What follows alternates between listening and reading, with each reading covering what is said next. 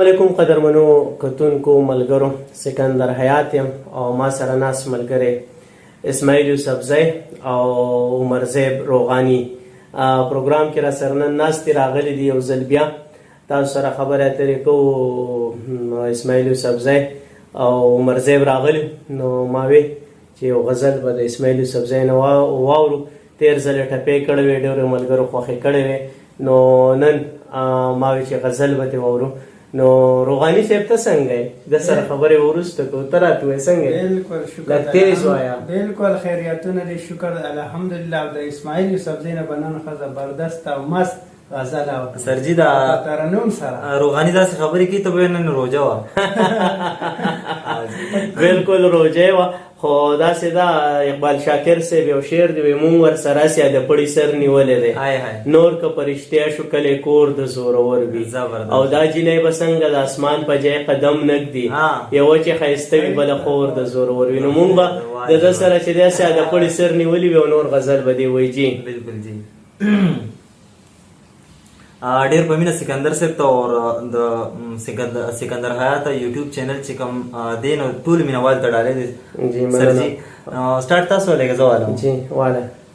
سترګې خوږه ملتا مستۍ لزم کلا کلا وسم دلدار لزم کلا کلا وسم دلدار لزم سترګې خوږه ملتا مستۍ لزم کلا کلا وسم دلدار لزم کلا کلا وسم دلدار لزم.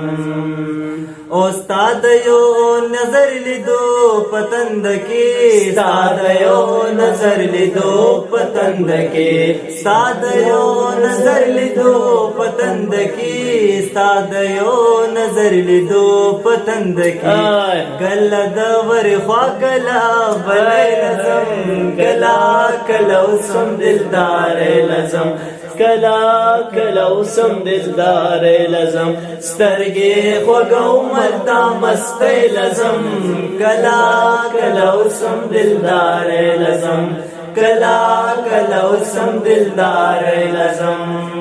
او داسران بن پبنتا بیگما داسران بن پبنتا بیگما داسران بن پبنتا بیگما داسران بن پبنتا بیگما کلیا یار سارد مزدور کلا کلا وسم دلدار سترګې خوږه ملتا مستۍ لزم کلا کلا وسم دلدار لزم کلا کلا وسم دلدار لزم.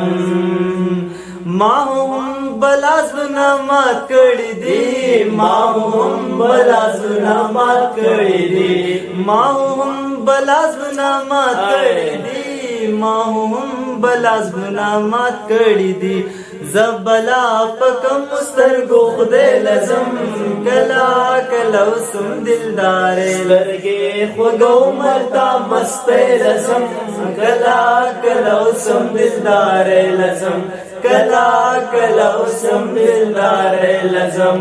ډیر ښه، ډیر زیاته مننه. او ویډیو چې دا نو دا سره ویرال کړئ.